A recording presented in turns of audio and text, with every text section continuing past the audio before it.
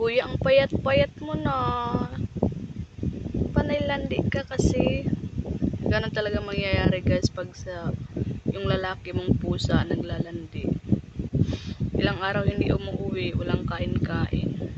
Tapos ayan pagbalik, ganun na. 'Di ba? Ang payat-payat na niya. Ay nako. Landi pa more. Buti pa itong isa. Chill, sarap ng tulog. Ayan, baby pa kasi ito, 4 months pa ito eh.